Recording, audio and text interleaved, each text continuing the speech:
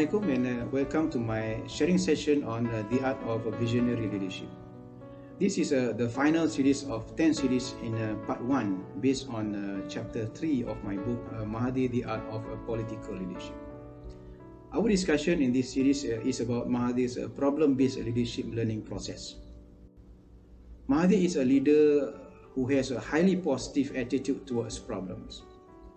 He was not only learn consciously through problems, but also develop a specific method and approach to benefit from the learning process. A thorough analysis conducted on his memoir, A Doctor in the House, proved this statement. The most obvious fact is that his perspective on leadership problems is comparable to a medical doctor who attended a patient having health problems. Medicine is Mahatma's expertise and professional career for more than 20 years since 1954. In the early stage of stepping into politics, he was still practicing medicine and gave up only after being appointed as a minister, so he could dedicate his time, energy and mind to the political leadership career. But one thing he never gives up is his medical skill in dealing with problems. Perhaps many would think Mahatma could not be able to climb up to the country's higher leadership position due to some disadvantages stacked on his shoulder. First, he is not from a royal family like Tunku Abdul Rahman or a respected noble family like Tun Razak and Tun Hussein On. In the beginning, Tun Mahathir himself had initially felt the same. He said, "The odds had always been stacked heavily against me. I did not come from the Malay ruling elite." Second, he is a medical doctor who was locally trained, not a lawyer and overseas graduate like the three of his predecessors. The general public often looks up to leaders with legal backgrounds. They are trained to master the field of history, constitution, law and social sciences. Knowledge and skill in these fields are often on their side when holding important positions in the country's leadership. They may have the advantages of debating in parliament, enacting laws and making more accurate and less risky decisions. Mahathir respects the field of law as one of the professional fields that produce many great leaders of the country such as Tunku Abdul Rahman, Tun Razak and Tun Hussein On. The advantages of the legal and law field, however, does not indicate that leaders from other fields such as medicine are unable to compete with them. The legal field has its advantages in developing the leadership skills, so does the medical field. It has its unique contribution in helping Mahathir to improve his leadership skills. At one point, he realized that medical training had helped him a lot in developing his political leadership skills. However, he is still unsure to what extent the medical field has an advantage over the legal fields in developing problem-based leadership skills.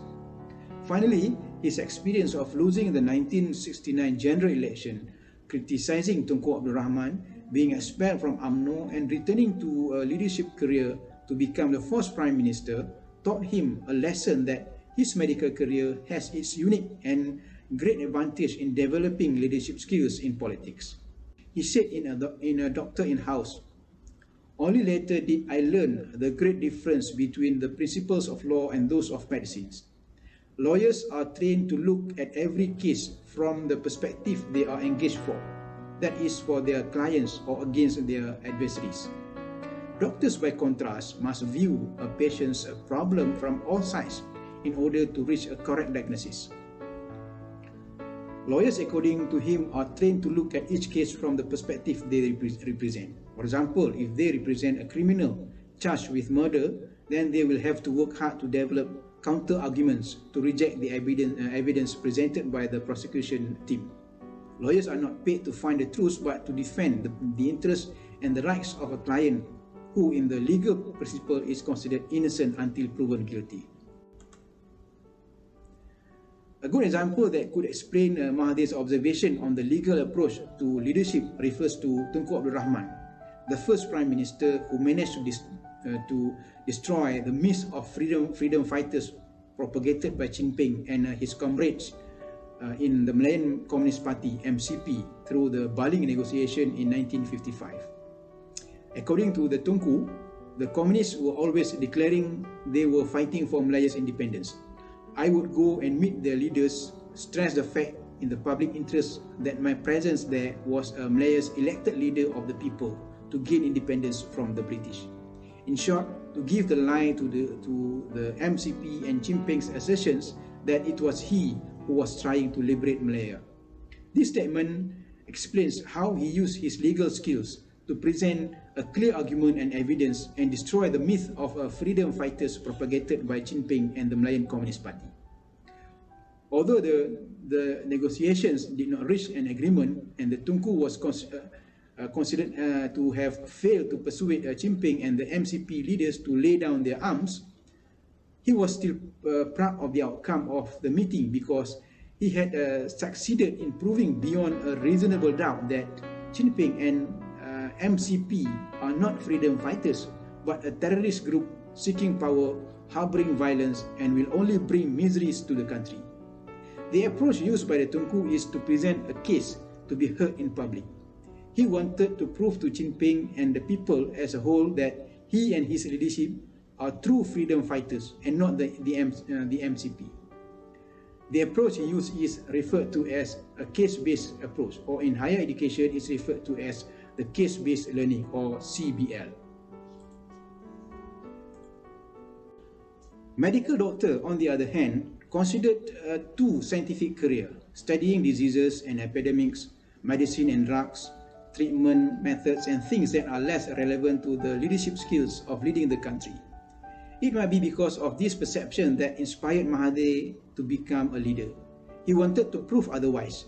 He is confident that the training he received in medicine will be very helpful to help him solve the country's administrative and leadership problems. He said, "My medical training, for example, came in useful when tackling the problems of administration. Running a country is not just about debating in parliament or making laws, but also about curing social, economic and political diseases. At least in principle, the treatment resembles medical procedures." The medical study taught him a systematic problem-solving skill that helped him a lot when solving political leadership problems. According to him, his medical study taught him systematic and organized problem-solving skills. These skills had helped him a lot when solving the leadership problems he encountered. In A Doctor in the House, he explains in detail how the problem-solving approach in the form of a medical diagnostic process could be applied in leadership and administration. He said, "Doctors must go through a process of taking a full medical history, listening carefully to the symptoms and also do a physical examination, followed by whatever laboratory tests may seem necessary. All this information is collected and one by one unlikely diseases and possibilities are eliminated. Additional tests may be done. This is how one arrives at diagnosis, and once that is made, appropriate treatment can be prescribed." Here we find at least 6 medical diagnostic steps explained by Mahathir that he constantly used in leadership learning. 1. Taking a full medical history. 2. Listening carefully to the symptoms. 3. Do a physical examination. 4.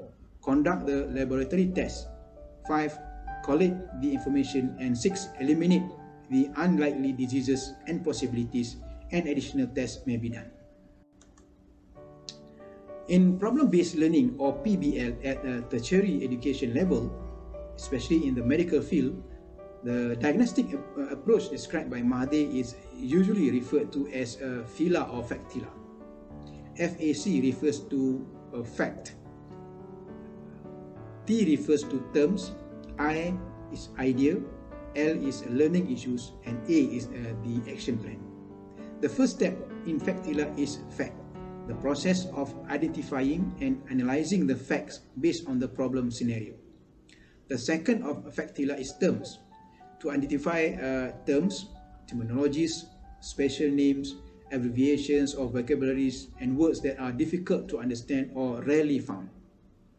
These 2 steps of FACTILA are comparable to the first 2 steps of Mahathir's diagnostic process, taking a full medical history and listening to the symptoms.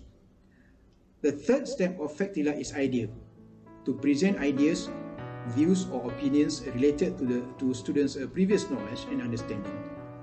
This is comparable to the third and fourth steps of Mahathir's diagnostic process, to do a physical examination and conduct the laboratory test. The fourth step of Factila is learning issues, to generate learning issues, things that need to be learned further to answer all questions related to the problem or disease. This is comparable to the fifth step of Mahathir's diagnostic process, to collate the information. The final step of Factila is action plan, to initiate a plan and implement the next learning process, including to identify the discipline of studies, the depth and breadth of knowledge, resources available, ways and means of using the resources, as well as ways and method of sharing and dissemination of new knowledge and understanding. This is comparable to the sixth and final step of Mahathir's diagnostic process, to eliminate unlikely diseases and possibilities, and additional tests may be done. This diagnostic process is a basic stage in exploring a problem. In a full cycle of problem-based learning process, students will embark on the next learning process called self-directed learning, an independent learning process designed to expand the horizon of knowledge. The learning cycle then concluded with reflective learning, a metacognition process intended to strengthen students' mastery and inculcate the lifelong learning skills. Mahathir's unique diagnostic approach inspired me to arrange my book into a systematic learning process represent the problem-based learning cycle. From chapter 4 to chapter 10, readers are presented with problem scenarios based on Mahathir's authentic leadership problems. Each problem scenario then follows with a learning simulation using Factila approach. Readers will also find a comprehensive content sharing related to Mahathir's leadership experience. This could facilitate readers' self-directed learning process. At the end of each chapter, readers are presented with some essential leadership lessons in the form of reflective learning. It was my great intention to let the readers ponder and appreciate as many as valuable leadership lessons from this book. This video presentation is one way to reach you. Inshallah, in the next videos, I will be sharing some of the problem scenarios and the simulation process discussed in this book. I would strongly recommend you to get a copy of my book and join our training program to learn more about Mahathir's self-directed and reflective learning process in leadership. Please click the link below to get more information. Don't forget to subscribe, like and share my channel to get more notification on my next video on leadership.